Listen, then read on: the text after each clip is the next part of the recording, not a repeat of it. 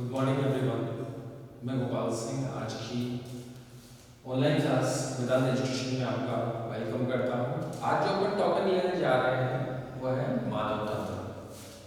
मानव तंत्र हमारे शरीर का सबसे महत्वपूर्ण भाग है और अगर एग्जाम के पैटर्न से हम देखें तो ये 6 नंबर का पैटर्न होता है।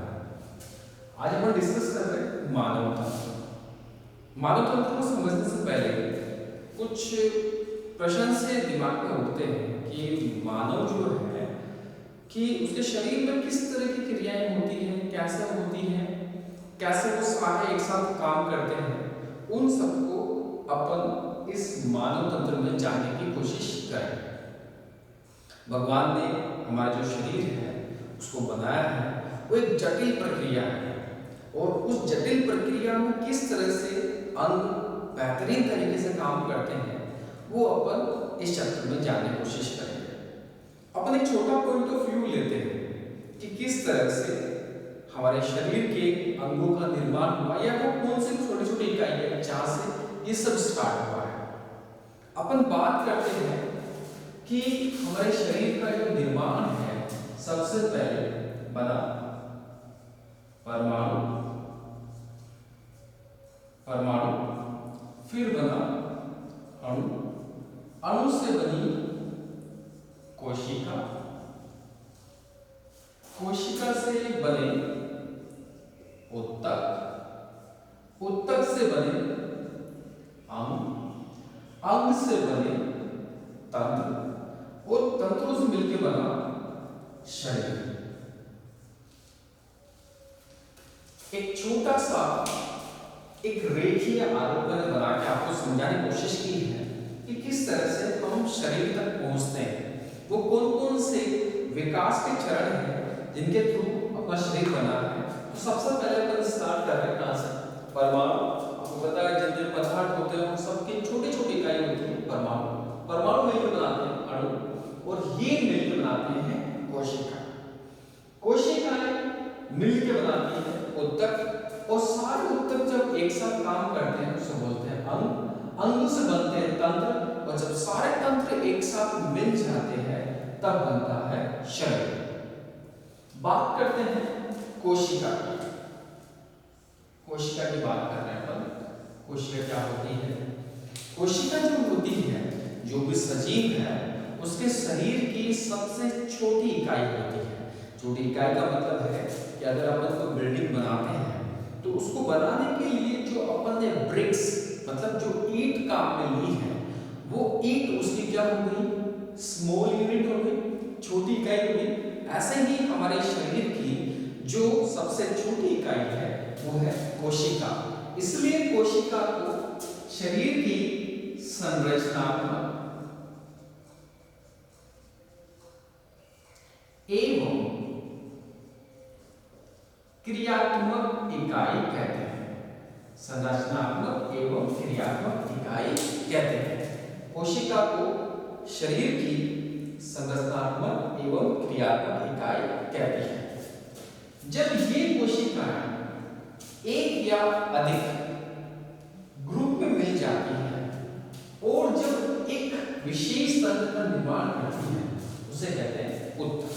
अर्थात समान कोशिकाओं का वह ग्रुप जो एक समान कार्य करती है उन्हें उत्तक कहते हैं।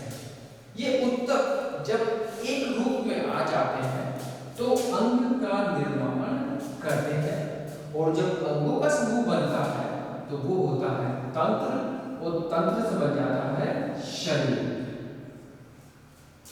तो अपने जाना कि किस तरह से ये प्रक्रम स्टार्ट होता है जो हमें तंत्र तक लेके जाता है। तो तंत्र कितने प्रकार के हैं? मनुष्य में कई प्रकार के तंत्र लगे हुए हैं। मनुष्य में कई प्रकार के तंत्र होते हैं। मनुष्य में कई प्रकार के तंत्र होते हैं। जैसे अपन बात करें सबसे फर्स्ट पाचन तंत्र, दूसरा है अपना श्वसन तंत्र, तीसरा है अपना परिसंचरण संचरण तंत्र। चौथा है अपना उत्सर्जन तंत्र। पांचवा है अपना प्रजनन तंत्र। छठा है अपना तंत्रिका तंत्र एवं अंतःस्रावी तंत्र। तो ये कुछ तंत्र है हमारे शरीर में। वैसे तंत्र बहुत सारे हैं, जो मुख्य जो अपन इस मानव तंत्र में पढ़ने वाले हैं वो एक उदाहरण के तौर पर लिए हैं। सबसे पहला पाचन तंत्र। इसमें हम जानेंगे कि किस तरह से पाचन होता है, पाचन की क्रिया किस तरह से होती है। श्वसन तंत्र, जिसमें जानेंगे श्वसन किस तरह से बॉडी में जाता है और वो क्या क्या काम करता है। परिसंचरण तंत्र में जानेंगे कि शरीर में जितनी भी क्रियाएं होती है उन सबको करवाने के लिए कौन सा तंत्र जिम्मेदार है कि शरीर में जो भी पदार्थ अपन ले रहे हैं वो कैसे एक स्थान से दूसरे स्थान तक पहुंचता है। उत्सर्जन तंत्र, हमारे शरीर में हम कई तरह के पदार्थ लेते हैं, उनका उपयोग करते हैं।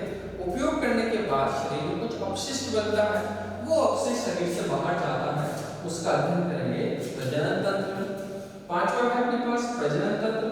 प्रजनन तंत्र में हम अध्ययन करेंगे किस तरह से जनसंख्या बनी रहती है, किस तरह से एक जीव से दूसरे जीव का विकास या निर्माण होता है। और फिर है तंत्रिका तंत्र और अंतःस्रावी तंत्र कि किस तरह से हमारे शरीर में ये सारे तंत्रों को नियंत्रित करती है, कैसे हम अपने हाव भाव को नियंत्रित करते हैं, कैसे चीजों को याद करते हैं, हमारी बॉडी का नियंत्रण कैसे होता है, ये सब का सब हम अध्ययन करते हैं तंत्रिका तंत्र में और अंतःस्रावी तंत्र में। तो ये सारे के सारे तंत्र अपन पढ़ देखें कि इतने सारे तंत्र हमारे शरीर में कार्य कर रहे हैं। आज जो अपन स्टार्ट करेंगे पढ़ने के लिए सबसे इजी भी है और टफ भी है, वो है पाचन तंत्र, लेकिन टफ नहीं। पाचन तंत्र, पाचन तंत्र, पाचन से नाम याद हो गया होगा कि हमारे शरीर को जो इतनी बड़ी बॉडी है उसको कार्य करने के लिए ऊर्जा चाहिए और ये ऊर्जा हमें भोजन से मिलती है। और भोजन से किस प्रक्रम से हमें मिलेगी वो अपने फर्स्ट चैप्टर में पढ़ा था, जो अपने पुराने वाला जो वीडियो है जो अपने पहले ही शूट किया था उसके अंदर वो सारा है कि भोजन से कैसे भोजन में जो ऊर्जा होती है वो पोषण के माध्यम से शरीर में आती है और वो पोषण के जो माध्यम है वो अपने पास क्या है, पाचन तंत्र। पाचन तंत्र को पढ़ने से पहले मैं आपको दो चीज क्लियर करना चाहता हूँ कि जब भी अपन तंत्र को पढ़ते हैं तो तंत्र में पढ़ने के लिए बायोलॉजी में दो वर्ड अपन यूज करते हैं। पहला होता है शारीरिक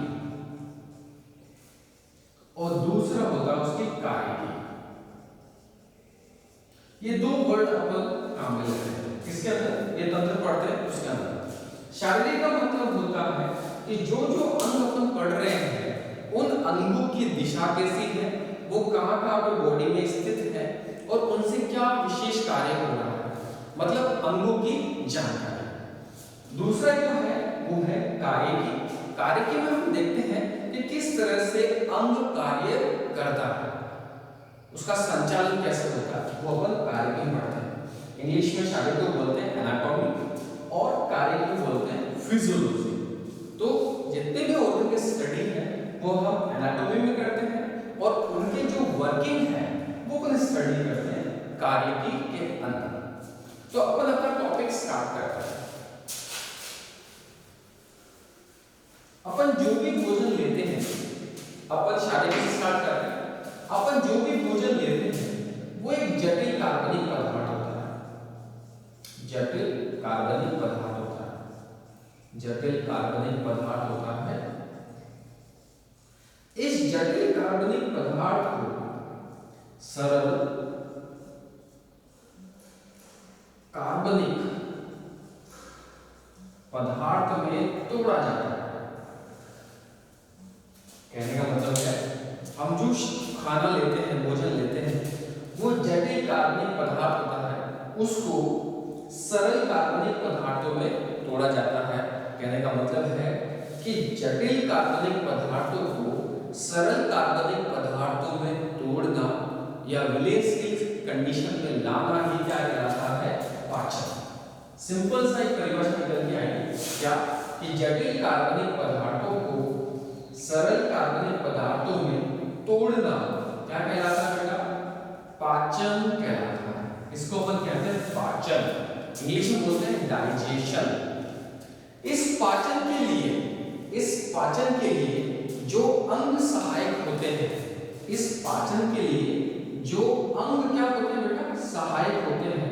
उन अंगों को हम कहते हैं पाचक अंग, उनको बोलते हैं हम पाचक अंग। और जब ये पाचक अंग सारे मिलके एक साथ किसी तंत्र को बनाते हैं, जब ये सारे पाचक अंग किसी तंत्र में एक साथ मिलके कार्य करते हैं, तो इसको हम कहते हैं, क्या कहते हैं बेटा?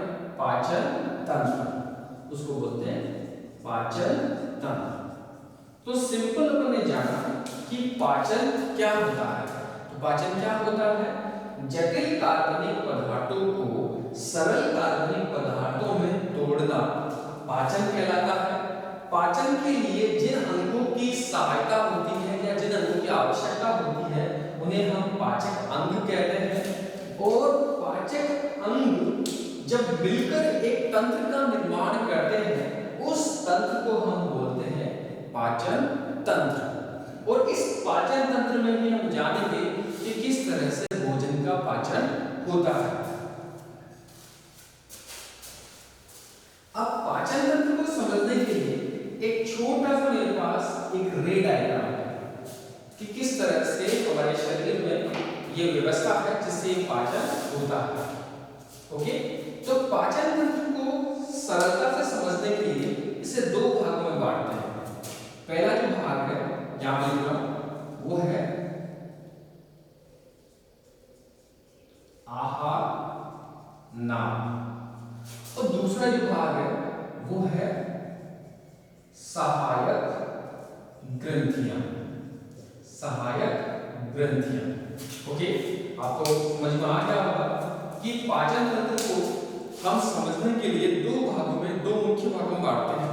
पहला भाग है आहार नाल, दूसरा है सहायक ग्रंथियां।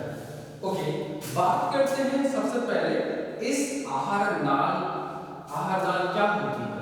देखिए, हमारे शरीर में हमारा जो शरीर होता है, एक चीज और जानना, हमारा शरीर जो होता है, जब शरीर का बनना शुरू होता है, जब भ्रूण बनता है, तो भ्रूण जब बनता है तो वहां पे क्या होती है? तीन तरह की परतें बनती है। तीन परतें बनती है, एक्टोडर्म, मेसोडर्म एंड एंडोडर्म। मतलब बाह्य परत, फिर मध्य और आखिरी वाली होती है अंतर। इनको बोलते हैं एक्सोडर्म, मेसोडर्म, एंडोडर्म। ये तीनों मिलके क्या करती है? शरीर के जितने भी अंग हैं, जितने भी चीजें हैं, उन सब का निर्माण करती है। जब बच्चा मदर के गर्भ में होता है, मदर के वोम में होता है, तब ये सारी चीजें उसका निर्माण करती है। सो मैं ये कह रहा था कि जो आहार नाल है, एक बार समझ लेते हैं कि आहार नाल क्या चीज है। जो आहार नाल है एक नलिकाकार संरचना होती है। नलिकाकार संरचना होती है। नलिकाकार संरचना होती है। इसकी जो लंबाई होती है वो 8 से 10 मीटर होती है। और ये मुख से प्रारंभ होके ओके गुदा तक जाती है। मुख से प्रारंभ होके गुदा तक जाती है। कहने का मतलब होता है एक पाइप होता है जो हमारे माउथ मुंह से स्टार्ट होके और एनस गुदा तक जाता है। उसकी लंबाई कितनी होती है? 8 से 10 मीटर होती है। ओके, और ये नलिकाकार संरचना है। एक चीज और, ये जो नलिका है, ये नलिका है शरीर के अंदर जाके अलग अलग जगहों पे अलग अलग अंगों का निर्माण करती है। तो एक पॉइंट और जोड़ लेते हैं कि शरीर में अलग अलग अंगों में रूपांतरित होती है। रूपांतरित का मतलब होता है शरीर के यहां जा जाएगी तो नए अंग का निर्माण कर देगी। अपन ने जाना कि आहार नाल क्या होती है। आहार नाल को, जो आहार नाल है, इसको हम पोषण नाल भी कहते हैं, पोषण नाल भी कहते हैं। अब आहार नाल के मुख्य कार्य क्या है? वैसे कार्य बहुत सारे, तो मुख्य केवल 3 कार्य हैं। जो आहार नाल के जो कार्य है मुख्य, वो बता रहा हूं मैं आपको। पहला कार्य है भोजन का पाचन करना, भोजन का पाचन करना। दूसरा है जो पचित भोजन है उसका अवशोषण करना, उसका अवशोषण करना। और तीसरा जो अपने पास है वो है जो अवशेषित, जो पचित भोजन का अवशोषण हो गया, अवशोषित होने के बाद उसको शरीर से बाहर जाना है। तो मतलब भोजन को मुख से गुदा तक भेजना। तो हमने जाना कि आहार नाल में भोजन का पाचन होता है, अवशोषण होता है, और मुख से गुदा तक और शरीर से बाहर जा दिया जाता है। ये इसके कुछ मुख्य कार्य हैं। किसके हैं? आहार नाल के। एक सिंपल समझ में आ गया कि आहार नाल क्या होती है। ये आहार नाल एक पाइप होता है शरीर के अंदर, जिसकी लंबाई 8 से 10 मीटर होती है, और ये मुंह से शुरू होकर गुदा तक, एनस तक जाता है, और ये शरीर में जहां-जहां से गुजरता है वहां पे मॉडिफाइड होकर, रूपांतरित होकर नए अंगों का निर्माण करता है। इसको पोषण नाल भी कहते हैं। कार्य क्या है? भोजन का पाचन करना है, अवशोषण है, और भोजन को मुख से गुदा तक भेजना होता है। तो ये है अपने पास आहार नाल।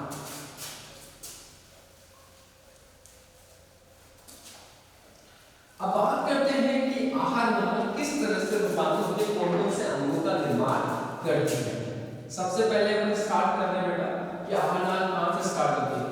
देखो यहाँ पे मैंने एक ग्राफिकल डायग्राम बनाया है, आपको दिख रहा होगा।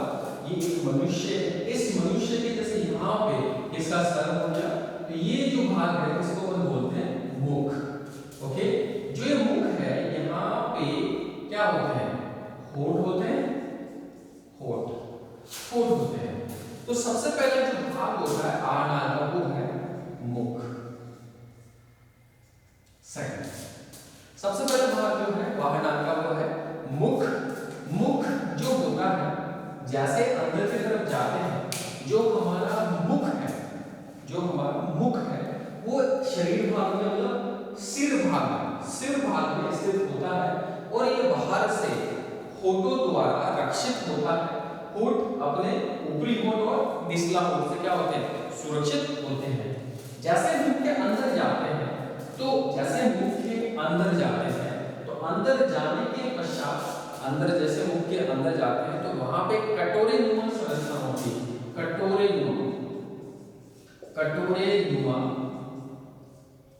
कटोरे नुमा संरचना होती है। कटोरे नुमा क्या होती है बेटा? संरचना होती है। इस कटोरे नुमा संरचना को, इस गुहा को, अंदर जो जगह होती है उसको बोलते हैं मुख गुहा। इसको बोलते हैं मुख गुहा।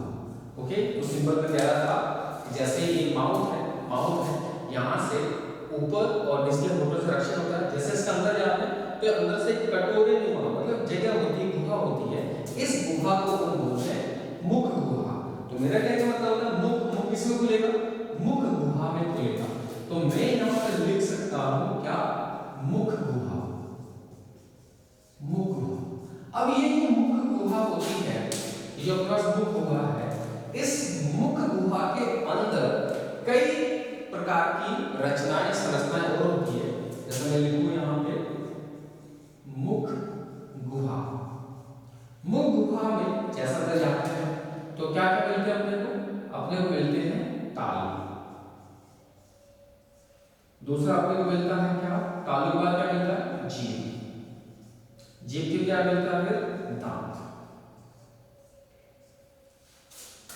तालु, जीभ, दांत। एक चीज और होती है मुख गुहा में, क्या होती है?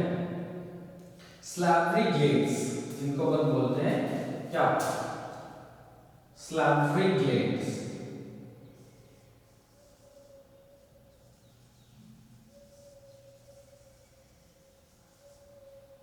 स्लैवरी ग्लैंड मतलब लार ग्रंथियां, लार ग्रंथियां। तो मुख गुहा के अंदर 4 प्रकार की संरचनाएं होती है, तालु, जीभ, दांत और लार ग्रंथियां। अब थोड़ा इनके बारे में डिटेल जान लेते हैं। जैसे फर्स्ट बात करते हैं तालु। जो तालु होते हैं ये 2 प्रकार के होते हैं, एक होता है कठोर तालु और एक होता है कोमल तालु। तालु 2 प्रकार के होते हैं। जैसे आपने जो मांसपेशियां है उसके पीछे जैसे आप जीभ से टच कराओगे तो टच कराते आपको टाइट टाइट सा जगह मिलेगा, मतलब मुख गुहा की जो छत है, मुख गुहा की जो छत है, जो अपने पास मुख गुहा होती है, ऐसे मुख गुहा है, इस मुख गुहा की जो छत है ये इसको बोलते हैं तालु। इस तालु के 2 भाग हैं, इसका आगे वाला भाग और पीछे वाला भाग। जो आगे वाला भाग है वो है कठोर तालु और जो पीछे वाला भाग है वो है कोमल तालु। ये जो तालु होते हैं ये हमारे भोजन को मथने में सहायता करते हैं। मथने का मतलब होता है मैस्टिकेशन, मतलब भोजन को अच्छे से चबाने में सहायता करते हैं। कौन करते हैं? तालु। आगे कौन सा तालु होता है? कठोर तालु।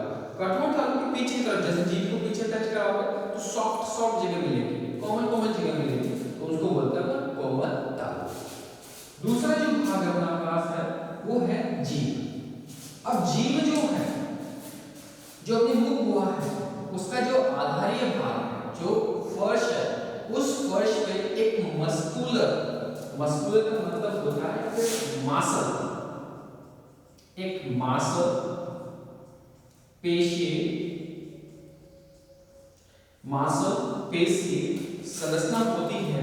हमारी जो जीभ होती है वो मांसल होती है, पेशीय होती है, इसमें हड्डी नहीं होती। और ये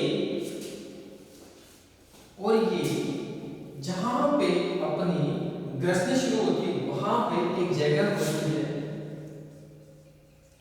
frenulum lingual, lingual, frenulum lingual, lingual, frenulum lingual, ये जगह होती है।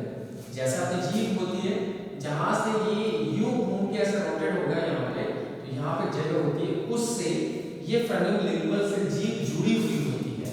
ये जो जीभ जहां से जुड़ी होती है उस जगह का नाम क्या है? Frenulum lingual, frenulum lingual. जीभ जहां जुड़ती है उस जगह का नाम है फ्रेनुलम लिंगुअल। तो जीभ का एक भाग तो फ्रेनुलम लिंगुअल से जुड़ा होता है और दूसरा भाग क्या होता है? स्वतंत्र होता है। और स्वतंत्र होने की वजह से जीभ कई कार्य करती है। जैसे आपको पता है जीभ क्या क्या काम करेगी? जीभ भोजन को चबाने में, चबाने से मतलब है चबाने का भी काम करते हैं, तो भोजन को उठा उठा के दांतों पर रखते हैं जिससे वो चबते हैं। दूसरा है ये भोजन को लार में मिक्स करवाती है जिससे स्वाद की प्राप्ति हो। तीसरा है भोजन को आसानी से निगलने में सहायक होती है। चौथा है ये बोलने में सहायक होती है। इतने सारे काम करती है कौन? जीभ करती है।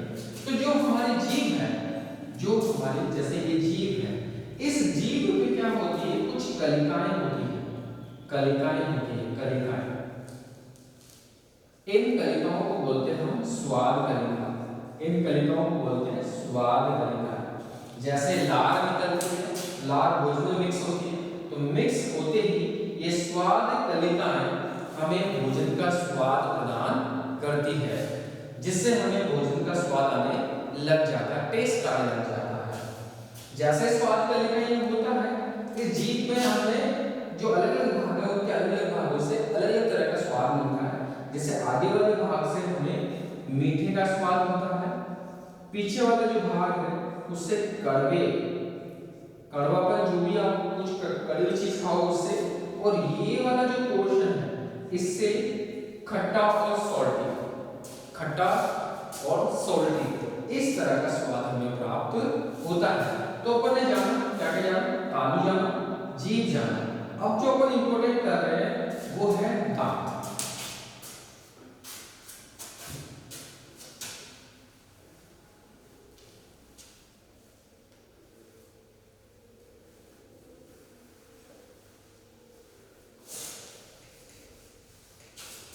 अब अपन करने जा रहे हैं दांत। अगर वो दांत क्या मतलब आप सिंपल से कहोगे कि सर दांत हमारे मुंह गुहा में पाए जाते हैं और ये दांत भोजन को चबाने में सहायक होते हैं। सही बात है, लेकिन इन दांतों की कुछ विशेषताएं होती हैं। वो विशेषता क्या है मैं आपको बता रहा हूँ। फर्स्ट कि हमारा जो मुंह होता है इसमें क्या होते हैं, जबड़े होते हैं और ये जबड़े दो तरह के होते हैं, ऊपरी जबड़ा और निचली जबड़ा। जो ऊपर का जबड़ा होता है उसमें गति नहीं होती है, लेकिन जो नीचे वाला जबड़ा होता है उसमें गति होती है। देखिए नीचे वाला मूवमेंट कर रहा है लेकिन ऊपर वाला मूवमेंट नहीं कर रहा है। तो ये जो जबड़े होते हैं इनमें मसूड़े होते हैं और इन जबड़ों के अंदर दांत क्या होते हैं, फिक्स रहते हैं, उनमें धंसे हुए होते हैं। तो सबसे पहले अपन जो जबड़े के ऊपर जो दांत होते हैं, ओके, तो जो दांतों की विशेषता है वो पहले कर रहे हैं अपन कि मनुष्य के जो दांत होते हैं वो होते हैं गर्ददंती। गर्ददंती, गर्ददंती का मतलब होता है कि मनुष्य के जो जबड़े होते हैं इन जबड़ों में जो दांत होते हैं वो ऐसे धंसे होते हैं, इसलिए इसको बोलते हैं गर्ददंती। दूसरा है हमारे पास द्विबारदंती। द्विबारदंती, द्विबारदंती का मतलब होता है कि मनुष्य के जीवन काल में, मनुष्य का जो जीवन काल है उसमें उसके दो तरह के दांत आते हैं। पहले जो तरह के दांत होते हैं उसको अपन क्या कहते हैं, मिल्क टीथ, मतलब क्या बोलते हैं, दूध के दांत बोलते हैं। और उनके टूटने के बाद जो नए दांत आते हैं उनको बोलते हैं अपन स्थायी दांत। स्थायी दांत जिनको अपन परमानेंट टीथ भी बोलते हैं। ओके, दूध के जो दांत होते हैं उनकी संख्या कितनी होती है, 20 होती है। बट स्थायी जो दांत होते हैं जब 18 से कम होता है तब तो उनके नंबर होते हैं 28, लेकिन जैसे अडल्ट होता है, मैच्योर हो जाता है, परिपक्व हो जाता है तो इनकी संख्या हो जाती है कितनी, 32 हो जाती है। तो मैं ये कह रहा था कि हमारे दांतों की कुछ विशेषताएं होती है कि दांतों की सबसे पहली विशेषता होती है, दांत क्या होते हैं, गर्ददंती होते हैं, मतलब दांत मसूड़ों में स्थित होते हैं, मसूड़ों के अंदर धंसे हुए होते हैं। दूसरा है कि द्विबारदंती होता है, मतलब दांत दो बार आते हैं पूरे जीवन के अंदर। पहला है दूध के दांत, दूसरा है स्थायी दांत। जो दूध के दांत हैं उनकी संख्या कितनी होती है, 20 होती है। और थोड़े दिनों बाद जैसे 7 8 10 साल के बाद टूट जाते हैं, इनकी जगह स्थायी दांत लगाते हैं। तो 18 से पहले 28 और फिर जैसे परिपक्व होता है उनकी संख्या कितनी हो जाती है, 32 हो जाती है। फिर जो अपने पास है नेक्स्ट है वो है हमारे पास क्या, विषम दंती। ये तीनों विशेषताएं आपको ध्यान रखनी है। विषम दंती, विषम का मतलब अलग अलग प्रकार के। तो मनुष्य के अंदर 4 प्रकार के दांत होते हैं, 4 प्रकार के दांत होते हैं मनुष्य के अंदर। वो 4 प्रकार कौन से हैं, ओके, जो 4 प्रकार है, देखो मेरे पास में जगह कम है, आपको इतना समझ में आ गया होगा, मैं इसको इरेज कर रहा हूं।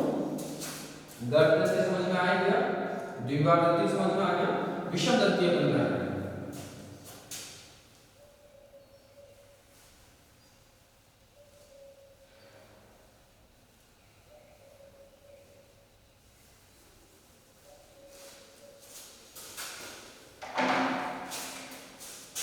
विषम दंती, विषम दंती का मतलब होता है अलग अलग प्रकार के दांत। कितने प्रकार के होते हैं दांत मनुष्य में, 4 प्रकार के। पहला जो दांत है उसको बोलते हैं कृतनक, दूसरे को बोलते हैं रत्नक, तीसरे को बोलते हैं अग्रचर्वणक और तीसरे चौथे को बोलते हैं चर्वणक।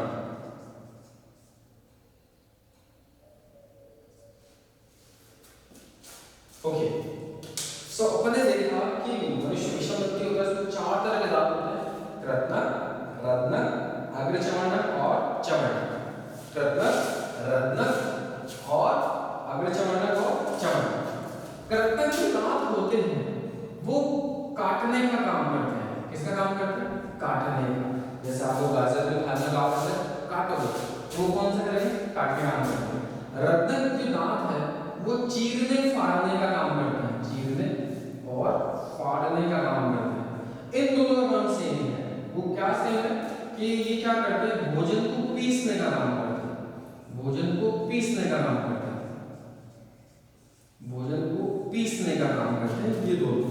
ओके, अब बात कर लेते हैं कि नंबर कैसे होते हैं। तो इनके नंबर को जानने के लिए एक सिंपल सा दंत सूत्र होता है, वो आपको याद रखना है। वो दंत सूत्र क्या होता है, दंत सूत्र होता है 21 23 21 23 गुना 2 इज इक्वल टू 32। कैसे इंप्लीमेंट करेंगे? जो पहले वाला है ये वाला, इसको बोलते हैं कृतक, दूसरा वाला जो है उसको बोलते हैं रद्दक, तीसरा वाला है उसको बोलते हैं आगे चमड़ना, और लास्ट वाला है उसको बोलते हैं क्या? चमड़ना। तो आप देख रहे हैं कि ये ऊपर का जबड़ा है और ये नीचे का जबड़ा है। अगर इनको जोड़ते हैं 2 3 3 2 5 5 8 8 दूनी 16 हो गए, ऊपर कितने हैं? 16। ऐसे ही 2 1 3 3 2 5 5 8 नीचे भी कितने हो गए? 16। तो 16 16 कितना हो गया? 32। ऐसे 32 दांत होते हैं। तो जो अपने पास जो दांत होते हैं कौन सा वाला? कृतक है, उनकी संख्या कितनी है? 4 4। ऊपर के जबड़े में 4 और नीचे के जबड़े में कितने हो गए? 4। ऐसे जो रत्नक है चीरने फाड़ने वाले, ऊपर के जबड़े में कितने हैं? 2, नीचे के जबड़े में कितने हैं? 2। ऐसे अगले चमड़क है, ऊपर के जबड़े में कितने उसके? 4 4, और जो चमड़क है उसकी संख्या कितनी है? 6 और 6। सो अपन ने देखा गणेश विषम दंती होता है, 4 प्रकार के दांत होते हैं, कृतक, रत्नक, अग्र चमड़क, चवर्णक। कृतक क्या करते हैं? काटने का काम करते हैं। इनकी संख्या कितनी होती है? 4 4 होती है, ऊपर के जबड़े में 4, नीचे के जबड़े में 4। ऐसे रत्नक होता है चीरने और फाड़ने का काम करते हैं, ऊपर 2 और नीचे 2। ऐसे अग्र चमड़क है, वो और चमड़क दोनों काम सेम है, कार्य सेम है। भोजन को किसने काम करते हैं? ऊपर 4 और नीचे 4 होते हैं। लेकिन जो चमड़क होते हैं ऊपर के कितने होते हैं? 6, और नीचे कितने होते हैं? 6 होते हैं। जो आखिरी के 4 चमड़क दांत होते हैं जबड़े में, आखिरी के 4 चमड़क होते हैं, 4 चमड़क दांत होते हैं आखिरी के मसूड़े के अंदर, उनको बोलते हैं अक्कल दांत। उसको बोलते हैं अक्कल दांत,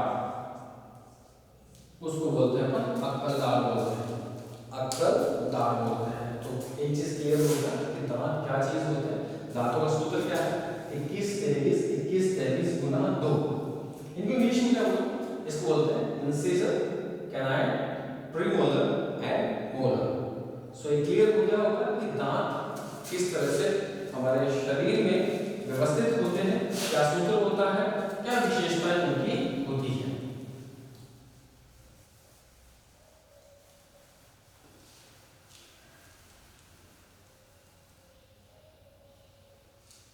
सो मुख को खुलता है किसमें? मुख गुहा में। और मुख गुहा में जो संरचनाएं होती है वो कौन कौन सी होती है? पहला तो कौन सा था? तालु, फिर कौन सा है? जीभ, और फिर कौन सा है? दांत। फिर जैसे तीसरे नंबर में जो आती स्ट्रक्चर उसको अपन बोलते हैं ग्रसनी। ग्रसनी एक ऐसा स्थान होता है जहां से, मतलब एक छोटा सा स्थान होता है जहां से मुख गुहा और ग्रासनी दोनों आकर उससे जुड़ती है, दोनों आगे कहां जुड़ती है? ग्रसनी से जुड़ती है। ये कहां पे स्थित होता है? ये मुख गुहा और कौन? ग्रासनी, इन दोनों के बीच का स्थान होता है। इसको 3 भागों में बांट सकते हैं, इसके तीन भाग होते हैं, ओके, जिसको बोलते हैं श्वास ग्रसनी,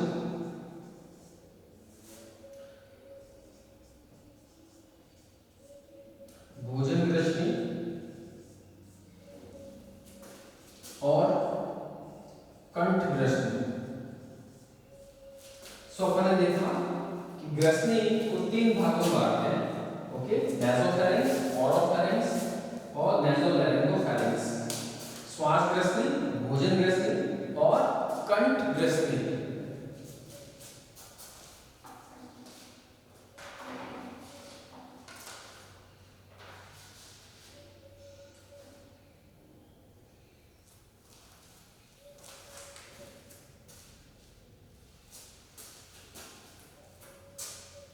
श्वास ग्रसनी, भोजन ग्रसनी और कंठ ग्रसनी।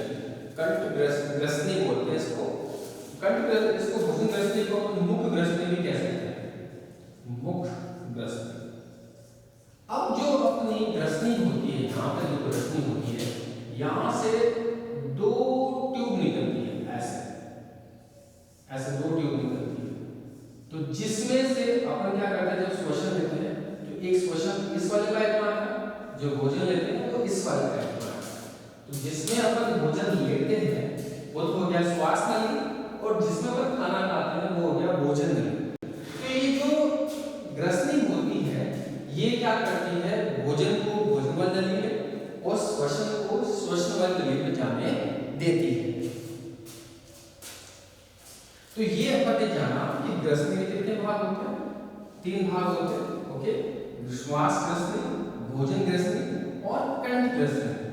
ग्रसनी का काम क्या है, भोजन को भोजन वाली नली में जाने देती है और श्वसन को श्वास वाली नली में जाने देती है।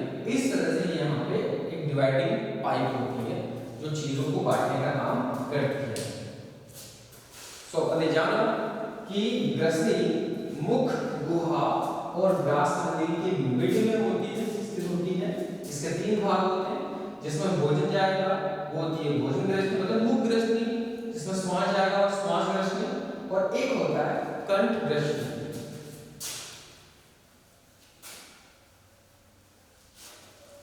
ग्रसनी से एक लंबी नलिकाकार संरचना जुड़ी होती है।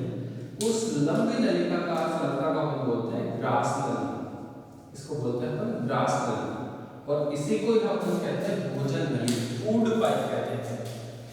इस ग्रास नली के ऊपर की तरफ एक पल्ले जैसी संरचना लगी रहती है, मतलब एक ढक्कन जैसी संरचना लगी रहती है, ढक्कन जैसी संरचना लगी रहती है, और इसका नाम है क्या, एपिग्लोटिस।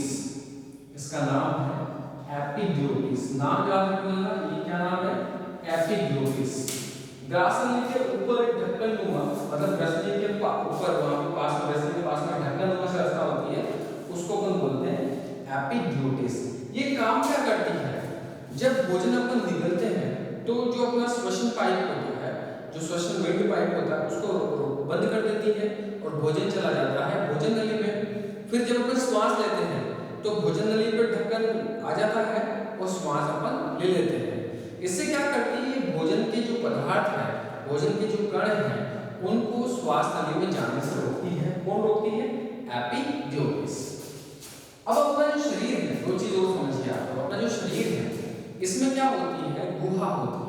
तो 2 तरह की गुहा होती है। इसको बोलते हैं चेस्ट मतलब वक्ष गुहा, और इसको बोलते हैं उदर गुहा। जहां अपना पेट होता है उसको बोलते हैं उदर गुहा, और इसके ऊपर जो होता है उसको बोलते हैं वक्ष गुहा। यहाँ पे अपने क्या होती है, पसलियां होती, लेकिन यहाँ पे पसलियां नहीं होती। जहाँ पे वक्ष गुहा उदर गुहा मिलती है वहां पे एक तलपट आता है, अधोपट जिसको हम बोलते हैं, और इंग्लिश में बोलते हैं डायफ्राम। ये डायफ्राम जो होता है वक्ष गुहा को और उदर गुहा को 2 भागों में बांट देता है। तो जो ग्रास नली होती है, ये देखिए यहाँ पे ये लिखा है डायफ्राम, डायफ्राम, डायफ्राम, ये डायफ्राम है। ओके, ये डायफ्राम। तो जो अपनी ग्रास नली है, ये वाली जो है ना, ये वाली, इसको बोलते हैं ग्रास नली। एक नलिकाकार संरचना है, इसको बोलते हैं ग्रास नली। और ये ग्रास नली किसमें, वक्ष गुहा से होते हुए उदर गुहा में प्रवेश करती है, और किससे जाके मिलती है, किससे जाके मिलती है, आमाशय से, स्टमक से, आमाशय से जाके मिलती है। तो ये आती है किसमें, आमाशय के अंदर आती है। तो ग्रास नली क्या होती है, एक नलिकाकार संरचना होती है, नलिकाकार संरचना होती है। ये कहां से, मुख गुहा से शुरू होके किसमें जाके मिलती है, ये मिलती है आमाशय में, आमाशय में जाके मिलती है। एक चीज और आपको याद रखनी है कि इस ग्रसनी के अंदर जो से भोजन आता है तो इसमें क्या होते हैं, क्रमाकुंचन गति प्रारंभ हो जाती है। जैसे भोजन आती है तो इस तरह से गति करती है, तो भोजन जैसा है उसको नीचे पहुंचा दिया जाता है। तो जिस गति से ये पहुंचता है उस गति का नाम क्या है, क्रमाकुंचन गति। उस गति का नाम है क्रमाकुंचन गति। क्रमाकुंचन गति के द्वारा भोजन ऊपर से नीचे की तरफ भेज दिया जाता है। एक चीज और मैंने आपको बतानी है जो बहुत इंपॉर्टेंट भी है, सवर्णी या अवरोधक। सवर्णी या अवरोधक।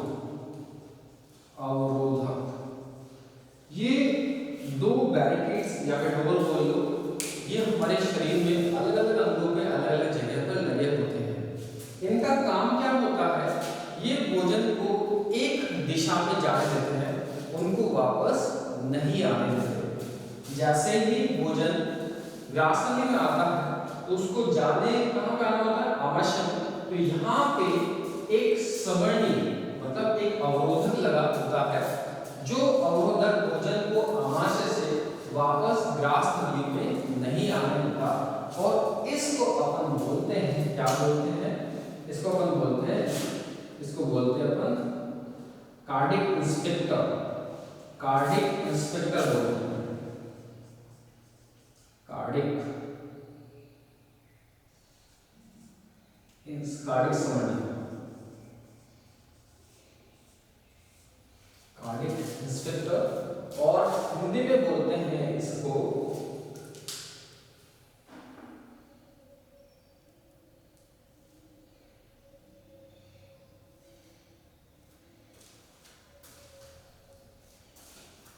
अभी इंग्लिश का वर्ड याद रखो, कार्डिक सवर्णी बोलते हैं इसको।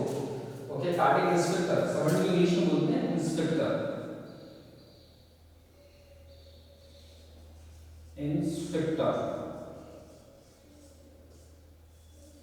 इंस्पेक्टर बोलते हैं। इससे क्या होता है, भोजन कहां पर जाता है, आमाशय के अंदर आ जाता है। सो अपन ने जाना कि ग्रसनी से जुड़ी होती है ग्रासनली, ग्रासनली किससे जुड़ी होती है, आमाशय से जुड़ी होती है। ग्रासनली के ऊपर एक ढक्कनुमा संरचना होती है जिसको अपन बोलते हैं एपिग्लोटिस बोलते हैं। ये एपिग्लोटिस क्या करती है, भोजन को केवल भोजन नली में जाने देती है, उसको श्वास नली में जाने से रोकती है। ऐसे ही जो ग्रासनली है, नलिकाकार संरचना होती है और इसमें गति होती है, उस गति को अपन बोलते हैं क्रमागोचर गति। और ये क्रमागोचर गति के द्वारा भोजन ऊपर से नीचे की तरफ जाता है। इसमें अवरोधनी, सवर्णी या अवरोधक पाए जाते हैं जो भोजन को केवल एक ही दिशा में जाने देते हैं।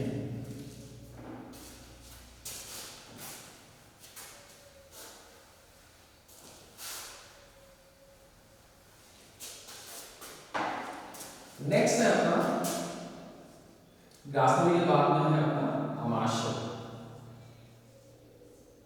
आमाशय अब अपना टॉपिक थोड़ा डीप हो गया है, थोड़ा जटिल हो गया है। तो जैसे आपने देखा कि जैसे डायफ्राम में नीचे की तरफ आते हैं तो एक थैलीनुमा संरचना होती है जो अंग्रेजी के जे आकार की संरचना होती है। अंग्रेजी के जे आकार की संरचना होती है, उसको बोलते हैं आमाशय। इस आमाशय की जो कैपेसिटी होती है वो 1 से 3 लीटर भोजन को स्टोर कर सकता है, संग्रहित कर सकता है। कौन कर सकता है, आमाशय। आमाशय के जो होते हैं 3 भाग होते हैं। आमाशय के 3 भाग होते हैं। एक होता है ऊपर का जो भाग होता है उसको बोलते हैं कार्डियक भाग होता है। बीच वाला जो भाग है इसको बोलते हैं फंडस या फिर फंडस भाग, फंडस भाग। और तीसरा वाला जो भाग है उसको बोलते हैं पाइलोरिक भाग, पाइलोरिक भाग।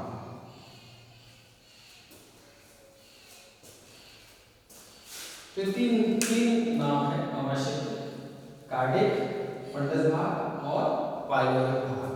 अब जो इसका जो कार्डियक भाग होता है, ये वाला भाग होता है और ये वाला पाइलोरिक भाग होता है। तो यहाँ पे लगा रहता है कार्डियक इंस्पेक्टर, मतलब एक अवरोधक लगी रहती है जो भोजन को वापस इसमें ग्रासनली में जाने से रोकती है। फिर कार्डियक से किसमें आएगा, फंडस भाग में। फंडस किसमें आएगा, पाइलोरिक भाग। और जो पाइलोरिक भाग है वहां से एक और अवरोधनी लगी रहती है, उस अवरोधनी का नाम है पाइलोरिक अवरोधनी, पाइलोरिक अवरोधनी लगी रहती है जो भोजन को वापस किसमें जाने देगी, आंतों में जाने देगी, लेकिन वापस किसमें जाने देगी, आमाशय में नहीं आने देगी। अब बात करते हैं आमाशय जो होता है, आमाशय जो अपने पास होता है उसके जो दीवारें होती है, जैसे क्लियर हो गया कि कार्डियक, फंडस, पाइलोरिक होता है। और जो इसका ये वाला जो भाग है इस तरह से कि इसके अंदर यहाँ दीवारों में जठर ग्रंथि पाई जाती है और जठर जो ग्रंथि होती है इससे एक रस निकलता है, इसको अपन बोलते हैं जठर रस। ये जठर रस जो होता है ये भोजन के पाचन में सहायक होता है।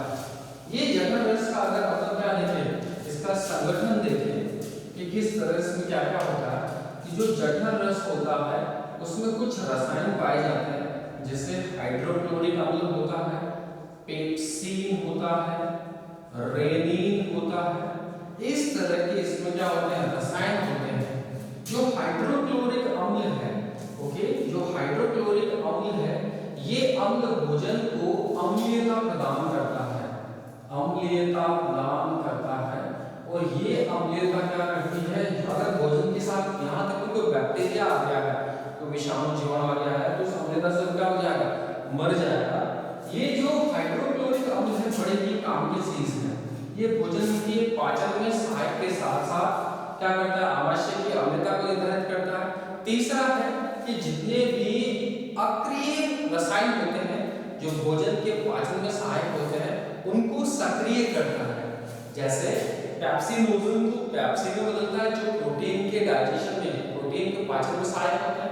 ऐसे ही जो प्रोरेनिन होता है उसको रेनिन में बदलता है, जो दूध के पाचन में सहायक होता है।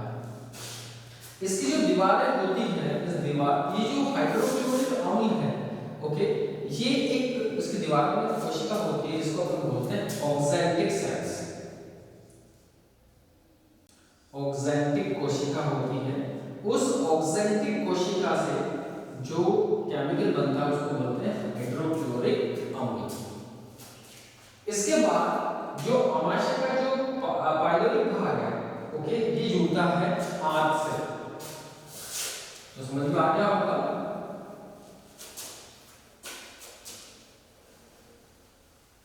कार्डिक, फंडिक, पाइलोरिक आमाशय का भाग है। और जो आमाशय है, आमाशय होता है किससे, आंत से। और आंतें दो प्रकार की होती है, एक होता है छोटी आंत जो आप बचपन से पढ़ते आ रहे हैं, और दूसरा है बड़ी आंत।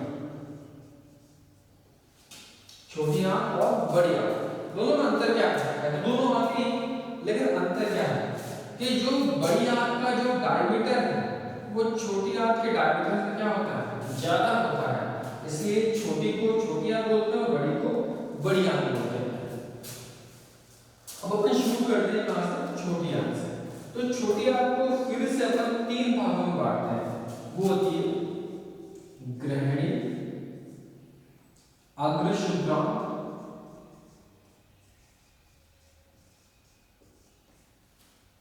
अग्रशुद्रांत, ग्रहणी, अग्रशुद्रांत, और तीसरा वाला है वो है शुद्रांत।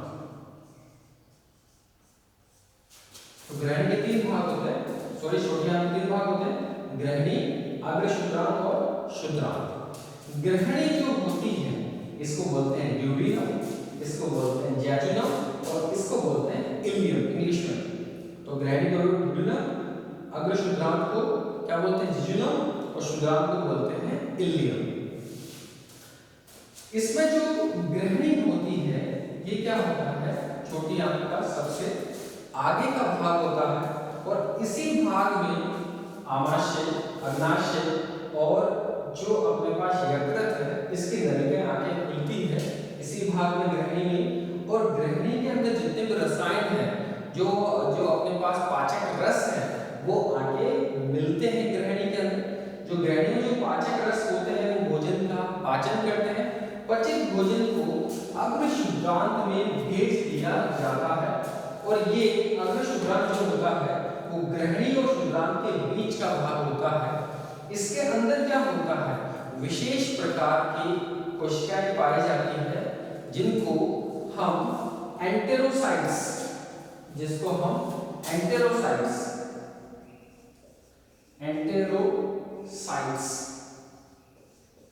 एंटेरोसाइट्स कहते हैं। ये एंटेरोसाइट्स करती क्या है, ये जो पचित भोजन है उसका अवशोषण करती है और अवशोषण करके उसको शरीर में डाल देती है, जिससे पूरे शरीर में ऊर्जा का संचार होता है। फिर एंटेरोसाइट्स के बाद में इसको भेजा जाता है भोजन को शुद्रांत में। ये शुद्रांत में क्या होता है, जिस पदार्थ का अवशोषण नहीं हो पाया है उसका काम क्या होगा शुद्रांत के अंदर, जैसे पित्त लवण है, कुछ विटामिन है, उनका अवशोषण शुद्रांत में होता है। छोटी आंत में छोटे छोटे उंगलीनुमा प्रवर्त भी पाए जाते हैं, उनको अपन बोलते हैं विलाई। विलाई, ये विलाई क्या करती है, जो छोटी आंत होती है उसकी अवशोषण सतह को बढ़ा देती है, जिससे ज्यादा से ज्यादा क्या हो अवशोषण हो, और जिन कोशिकाओं के द्वारा भोजन का अवशोषण होता है उसको बोलते हैं एंटेरोसाइट्स। इसीलिए कहते हैं कि भोजन का अधिकतम पाचन व अवशोषण, पाचन व अवशोषण किसमें होता है, छोटी आंत में होता है। इसके बाद में क्या होता है, अग्र शुद्रांत जो होता है शुद्रांत से, शुद्रांत जो होता है छोटी आंत का आखिरी भाग होता है, जो जाके जुड़ता है किससे, बड़ी आंत से। अब बड़ी आंत जो होती है, जो बड़ी आंत, ये जो छोटी आंत है उसकी लंबाई 6 से 7 मीटर होती है। जो बड़ी आंत होती है इसकी लंबाई जो होती है 6 से 7 मीटर होती है। जो बड़ी आंत होती है इसको फिर से अपन 3 भागों में बांटते हैं। वो 3 भाग कौन कौन से हैं, वो है अपने पास अंधना, जिसको अपन बोलते हैं सीकम, सीकम। दूसरा है अपने पास कोलम, जिसको अपन बोलते हैं बृहदांत्र, और तीसरा है रेक्टम, जिसको अपन बोलते हैं मलाशय।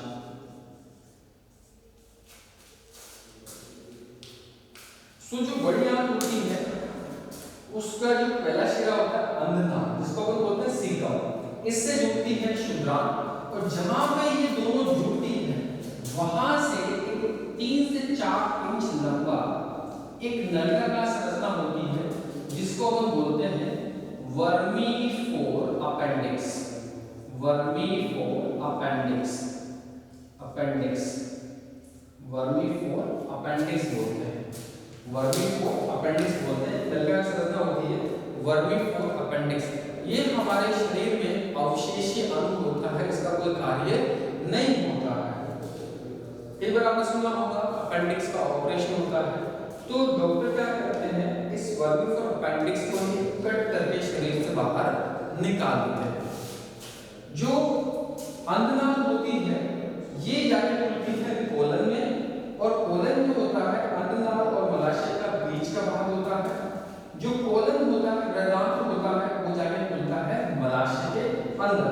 जो बड़ी आंत होती है इसका मुख्य कार्य क्या होता है कि जो भी भोजन पचित अपचित भोजन आया है, क्योंकि पचित जितना भोजन है उसका अवशोषण तो छोटी आंत में हो गया, अब वो किस में आएगा, बड़ी आंत में। तो जब वो भोजन अपशिष्ट भोजन जो है अपचित भोजन आता है, उसके साथ बहुत सारा पानी होता है, कुछ मिनरल्स होते हैं, वो सब के सब बड़ी आंत में अवशोषित कर लिए जाते हैं। अवशोषित करने के बाद बड़ी आंत में जिनका अवशोषण नहीं हुआ है उस भोजन का क्या होता है, फ्रेगमेंटेशन, उसको क्या होता है सड़ाकर उसका पाचन किया जाता है। और बड़ी आंत में क्या होते हैं, कुछ बैक्टीरिया पाए जाते हैं जो भोजन के पाचन में सहायक होते हैं। बैक्टीरिया प्रेजेंट होते हैं जो भोजन के पाचन में सहायक होते हैं। जो कोलन होता है इसको भी हम 4 भागों में बांटते हैं, आरोही, आरोही, अवरोही,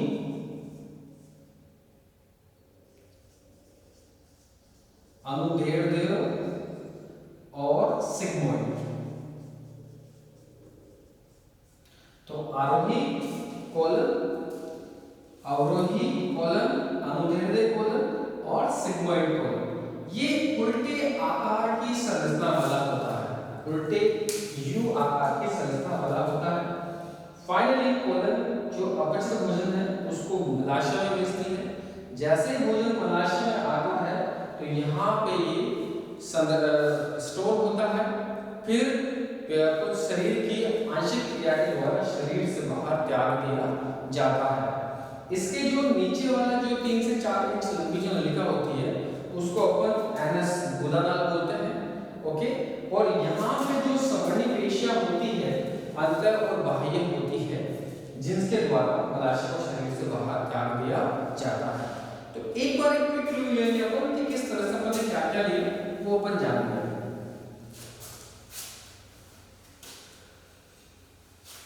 एक बार मैं सवाल रिवाइज कर रहा हूं।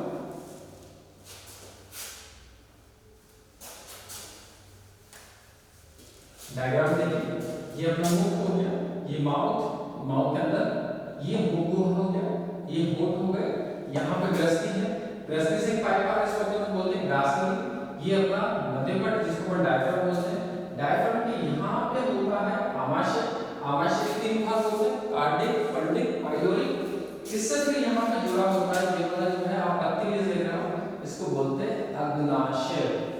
ओके, इसको बोलते हैं यकृत, इसको बोलते हैं अपन पित्ताशय, पित्ताशय। ओके, और इसको बोलते हैं बड़ी आंत, और इसको बोलते हैं अपन छोटी आंत। ये वाला जो शिरा है उसको बोलते हैं अपन गुदा। तो अपन कर रहे थे कि आहार नाल जो होता है शरीर में अलग अलग जगहों पे जाके अलग अलग अंगों का निर्माण करती है। सबसे पहले कौन सा है? मुख। मुख के अंदर कटोरी पर संरचना क्या बोलते हैं? मुख गुहा कहते हैं। जो मुख गुहा होती है उसमें क्या क्या होता है? उसमें क्या होता है? सबसे पहले उसमें होते हैं अपने पास तालु। तालु के कितने भाग? 2 भाग, कठोर तालु और कोमल तालु। ऐसे क्या होता है? जीभ होती है, तो जीभ होती है वो आधार्य भाग पे होती है, उसका जो पीछे वाला भाग होता है वो फ्रेनुलम लिंगुअल से जाके जुड़ता है। ऐसे फिर आते हैं अपने पास दांत आते हैं। दांत क्या होते हैं? गर्ददंती, फिर द्विबारदंती और विषमदंती। मतलब 4 प्रकार के दांत होते हैं अपने पास। कौन कौन से? कृतनक है, रत्नक है, चवर्णक है और अग्रचवर्णक है। 4 प्रकार के दांत हो गए। मुख गुहा के बाद में फिर अपने पास आता है क्या? ग्रसनी। ग्रसनी के फिर से वही 3 भाग होते हैं, श्वास ग्रसनी, मुख ग्रसनी और कंठ ग्रसनी। तो जो अपने पास जो मुख ग्रसनी होती है वो ग्रसनी से मुख ग्रसनी मिलता है, और मुख ग्रसनी से उड़ रहा है कौन? ग्रास नली। ग्रास नली, ग्रास नली एक नलिकाकार संरचना होती है जिसमें पाचक ग्रंथियां नहीं पाई जाती। आपसे पूछ ले कि शरीर का कौन सा भाग है जहां पे पाचक ग्रंथियां नहीं होती या फिर भोजन का पाचन नहीं होता, तो वो है ग्रास नली। ग्रास नली के बाद ग्रास नली जाके जुड़ती है किससे? आमाशय से। आमाशय में जुड़ती है तो वहां पे एक संवहनीय अवरोधी होती है जिसको हम बोलते हैं कार्डिक इंस्पेक्टर या कार्डिक संवहनी बोलते हैं। वैसे ही आमाशय के 3 भाग होते हैं।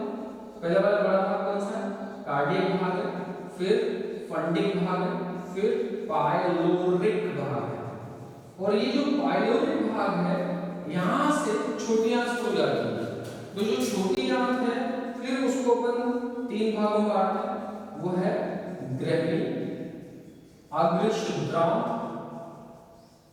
और शुद्रांत। ऐसे ही अपने पास आता है कौन? बड़ी आंत आती है। बड़ी आंत के फिर से 3 भाग होते हैं, वो कौन कौन से 3 भाग है? पहला है अपने पास कौन सा? अंधनाल। फिर है अंधनाल के बाद में आता है अपने पास कौन है? अंधनाल के बाद में आता है कोलन, जिसको अपन बोलते हैं बृहदांत्र। और बृहदांत्र के बाद में जो आता है वो आता है मलाशय। तो ये कुछ आहार के अपने पास जो संरचनाएं हैं जो अलग अलग जगह पे जाके शरीर में अलग अलग अंगों का निर्माण करते हैं। तो ये अपन देखा शारीरिक इसकी आहार नाल की। एक बार फिर से आपको कम से कम इतना याद हो जाना चाहिए कि इसमें अपन पढ़ेंगे क्या क्या। तो अपने को आहार नाल का पढ़ना, मुख पढ़ना है, मुख गुहा पढ़नी है, ग्रसनी, ग्रास नली, आमाशय, छोटी आंत से ग्रहणी, अग्रशुद्रांत, शुद्रांत, बढ़िया से अंतनाम, बृहदांत और मलाशय। मतलब भोजन इन्हीं अंगों से होता हुआ मलाशय तक पहुंचता है और बीच बीच में जहां जहां रुकेगा वहां पे पाचन होता रहेगा। जैसे आपसे पूछ ले कि भोजन का अत्यधिक पाचन और अवशोषण कहाँ होता है, तो छोटी आंत में होता है। अब इसका जो दूसरा वाला भाग है, ये तो है आहार नाम, इसका जो दूसरा वाला भाग है वो है सहायक ग्रंथियां।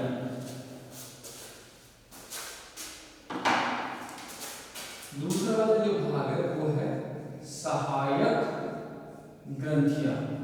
सहायक ग्रंथियों से मतलब है कि डाइजेस्टेड ग्लैंड। इन सहायक ग्रंथियों से क्या होता है, पाचक रस निकलता है और ये पाचक रस जो होता है वो भोजन के पाचन में सहायक होता है। सहायक ग्रंथियों से पाचक रस निकलता है जो भोजन के पाचन में सहायक होता है। हमारे शरीर में वैसे कई प्रकार की है, लेकिन मुख्य रूप से जो है वो है 3 प्रकार की, लार ग्रंथियां, अग्नाशय और यकृत। ये 3 ग्रंथियां अपने को पढ़नी है। इन तीनों से क्या निकलता है, पाचक रस। जो पाचक रस क्या करता है, भोजन के पाचन में सहायक होता है। बात करते हैं लार ग्रंथियां। तो आपको पता लग गया होगा कि सहायक ग्रंथियां 3 प्रकार की है, लार ग्रंथि, अग्नाशय और यकृत। इनसे निकलता क्या है, पाचक रस निकलता है जो भोजन के पाचन में सहायक होता है। तो पहले अपन ले रहे हैं कौन सी ग्रंथि बेटा, वो है लार ग्रंथि। सबसे पहले लार ग्रंथि होती कहाँ है, तो लार ग्रंथि मैंने आपको बताया था कहाँ पे स्थित होती है, मुख गुहा में स्थित होती है। अब लार ग्रंथि से निकलता क्या है, पहले ये जान लेते हैं। लार ग्रंथि से निकलती है लार, जो मुंह में पानी जैसा था ना, मुंह में पानी जैसी, उसी को अपन कहते हैं लार। और इस लार का जो कंपोजिशन होता है उसमें अधिक मात्रा में होता है पानी के साथ होता है म्यूकस, और म्यूकस के साथ होता है अपने पास लाइसोजाइम, और एक होता है टाइलिन। ओके, जो पानी, इसका अधिकतर लार का जो अधिकतर भाग होता है वो पानी से मिलकर बना होता है। इसमें म्यूकस होता है, लाइसोजाइम होता है और टाइलिन एंजाइम होता है, जिसको स्लैवरी एमाइलेज भी कहते हैं। जो म्यूकस होता है ये भोजन को मुलायम और चिकना बनाता है, जिससे भोजन आसानी से निगला जा सके। जो लाइसोजाइम होता है, ध्यान सुनो, लाइसोजाइम होता है, ये भोजन में कोई बैक्टीरिया आ गया है, उसको नष्ट कर देगा। कौन नष्ट कर देगा, लाइसोजाइम। कोई भी बैक्टीरिया अगर भोजन में आ गया है, तो उसको क्या कर देगा, नष्ट कर देगा। कौन कर देगा, लाइसोजाइम। ऐसे एक और होता है जिसको हम बोलते हैं टाइलिन एंजाइम। ये टाइलिन एंजाइम क्या करता है, जो स्टार्च होता है, स्टार्च कार्बोहाइड्रेट की फॉर्म होती है, इसको माल्टोज में परिवर्तित कर देता है। टाइलिन क्या करेगा, मुख में पाचन जो होता है वो प्रोसेस कहां से स्टार्ट होती है, टाइलिन से। तो टाइलिन जो रस है, एंजाइम है, वो क्या करेगा, स्टार्च को माल्टोज में परिवर्तित कर देगा। तो कहने का मतलब है कि भोजन का पाचन तो कहां से शुरू हो जाता है, मुख गुहा से ही शुरू हो जाता है। याद रखना है, लार में क्या होता है, लार का अधिकांश भाग पानी से मिलकर बना होता है। इसमें म्यूकस होता है जो भोजन को कोमल और आसानी से निगलने में सहायता करता है। इसमें लाइसोजाइम पाया जाता है जो बैक्टीरिया को नष्ट करता है। इसमें टाइलिन एंजाइम, टाइलिन जो पाचक रस होता है वो होता है, एंजाइम होता है टाइलिन, वो क्या करता है, स्टार्च को माल्टोज में परिवर्तित कर देता है। जैसे भोजन गुहा में आता है तो गुहा में आने के बाद जीभ मिलकर उसको बोल नुमा संरचना में डाल देती है, बोल नुमा संरचना डाल देती है। इसलिए मुख गुहा में पाचन के पश्चात जो भोजन है उसको क्या बोलते हैं अपन, बोलस। क्या बोलते हैं, बोलस। शब्द याद रखना, बोलस। ये बोलस अपने यूला जो पीछे गेट बनकर वहां जाकर रुक जाता है और जीभ उसको धक्का देती है और वो अंदर चला जाता है। तो अपन बात कर रहे थे इसकी सहायक ग्रंथियां। सहायक ग्रंथियां कौन है? लार ग्रंथि। लार ग्रंथि कहाँ पे होती है? मुख गुहा में होती है। इससे क्या निकलता है? लार निकलता है। अब बात करते हैं कि ये लार ग्रंथियां कितने प्रकार की होती है। जो शरीर में जो लार ग्रंथियां होती है, हमारे जो मुख में जो लार ग्रंथि है वो 3 प्रकार की है। जैसे 4 प्रकार की होती है। पहली है कर्णपूर्व ग्रंथि। कर्णपूर्व ग्रंथि, कर्णपूर्व ग्रंथि ये हमारे गालों में मतलब कान के नीचे स्थित होती है। दूसरी है अधोजंग ग्रंथि और तीसरी है अधोजिह्वा ग्रंथि। इस तरह से हमारे शरीर में 3 तरह की लार ग्रंथियां होती है जो लार का निर्माण करती है। पहले कर्णपूर्व ग्रंथि, अधोजंग ग्रंथि, अधोजिह्वा ग्रंथि। कर्णपूर्व ग्रंथि जो कान के नीचे और गालों में स्थित होती है। अधोजंग ग्रंथि ये हमारे जो दोनों जबड़े होते हैं उनके बीच में स्थित होती है। अधोजिह्वा तो जीभ के नीचे, जीभ उठा के फिर देखना, जीभ के नीचे जो ग्रंथि है होती है उसको अधोजिह्वा ग्रंथि कहते हैं। ये सारी मिलकर क्या बनाती है? लार ग्रंथि। आपने देखा होगा हम कुछ खाते, इनका श्रावण जब अपन कुछ खाते हैं जब ज्यादा होता है और ये पूरे दिन मुंह में क्या करती है? लार का निर्माण करती है। तो ये अपने यहाँ कौन सी ग्रंथि थी? लार ग्रंथि। कहाँ स्थित होती है? ये मुंह होती है। कितने प्रकार की होती है? 3 प्रकार की। कर्णपूर्व ग्रंथि जो कहाँ पे होती है? गालों में, कान के नीचे होती है। अधोजंग ग्रंथि कहाँ होती है? दोनों जबड़ों के बीच में होती है। अधोजिह्वा ग्रंथि कहाँ पे स्थित होती है? जीभ के नीचे स्थित होती है। और ये तीनों मिलकर क्या बनाती है? लार बनाती है। तो ये एक टॉपिक अपना क्लियर हो गया। कौन सा वाला? लार ग्रंथि। अब हम बात करते हैं जो अपनी दूसरी वाली ग्रंथि है वो है अग्नाशय ग्रंथि। अग्नाशय ग्रंथि, अग्नाशय ग्रंथि ये हमारे शरीर की सेकंड मतलब दूसरे नंबर की सबसे बड़ी ग्रंथि है। दूसरे नंबर क्या है? सबसे बड़ी ग्रंथि है। आपको यहाँ पे 2 शब्द और जानने हैं कि ग्रंथियां जितनी होती हैं वो 3 प्रकार की होती है। अंतःस्रावी, बहिःस्रावी और जो दोनों का काम करती है उसको मिश्र मतलब मिश्रित ग्रंथि कहते हैं। तो अपनी जो अग्नाशय होती है ये होती है मिश्रित ग्रंथि। मिश्रित ग्रंथि। अब मिश्रित ग्रंथि का मतलब क्या हुआ? मिश्रित का मतलब होता है कि दोनों तरह का काम, मतलब अंतःस्रावी की तरह भी काम करे और बहिःस्रावी की तरह भी काम करे।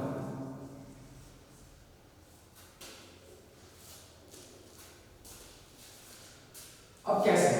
हमारे शरीर में जितने भी रसायन बनते हैं या जितने भी केमिकल्स बनते हैं, जितने हार्मोन्स बनते हैं, उनको लाने और ले जाने के लिए शरीर में क्या होते हैं? छोटे-छोटे पाइप्स होते हैं। अगर उनके द्वारा जो भी हार्मोन निकलता है या रसायन निकलता है उनको लाने और ले जाने के लिए अगर पाइप है तो वो पाइप जो है उस तरह की जो ग्रंथि है उसको बोलते हैं बहिःस्रावी ग्रंथि।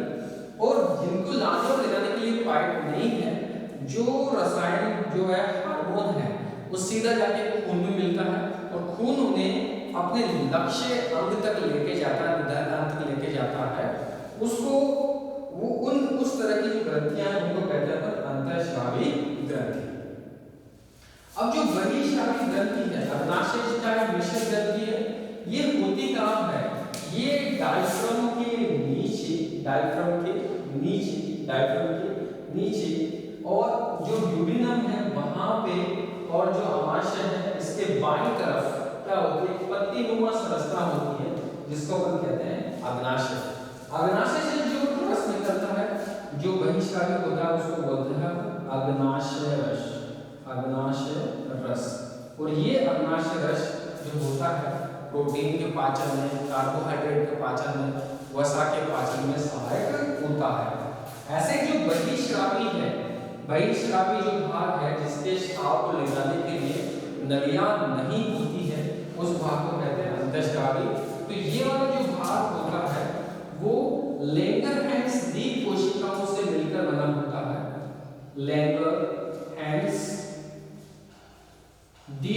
कोशिकाओं से मिलकर बना होता है। इसमें भी 3 तरह की कोशिकाएं होती हैं, अल्फा कोशिका, बीटा कोशिका और डेल्टा कोशिका। इनसे भी अलग अलग तरह के अपने हार्मोन्स निकलते हैं।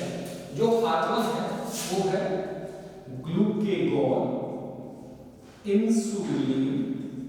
ये जो दोनों हार्मोन हैं ये हमारे शरीर के रक्त में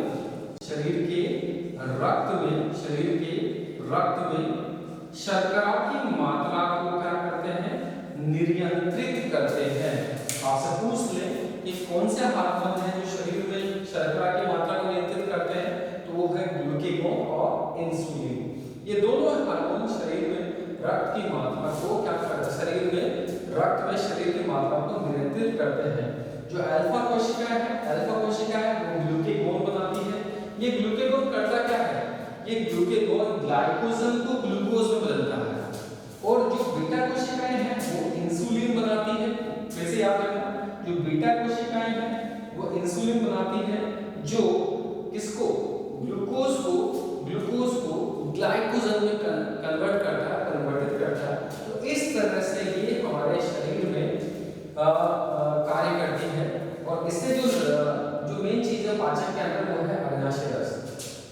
अग्नाशय ग्रंथि क्या निकलता है, अग्नाशय रस निकलता है। ये मिश्र ग्रंथि होती है, सबसे बड़ी दूसरे नंबर की ग्रंथि होती है। और 2 भाग होते हैं इसके, अंतःस्रावी भाग और बहिःस्रावी भाग से अग्नाशय रस निकलता है, जो कार्बोहाइड्रेट प्रोटीन बचा के पाचन में सहायक होता है। ऐसे अंतःस्रावी ग्रंथि की ये लैंगिक कोशिकाओं से मिलकर बनी होती है। इसकी 3 कोशिकाएं होती है, अल्फा कोशिका जो क्या करेगी, ग्लूकेगॉन का श्रावण करेगी। जो बीटा कोशिका है वो इंसुलिन का श्रावण करेगी। और जो डेल्टा कोशिका से निकलता है वो क्या करता है, इन दोनों का नियंत्रण करता है। सो बच्चों आज अपन ने जाना कि किस तरह से शरीर में पाचन तंत्र कार्य करता है, उसके कौन-कौन से अंग हैं। दूसरी क्लास में अपन जानेंगे आगे इसके कार्य के लिए। तब तक के लिए धन्यवाद। आप इसको पढ़िए, याद करिए। कुछ प्रॉब्लम आती है तो शेयर कीजिए। Thank you.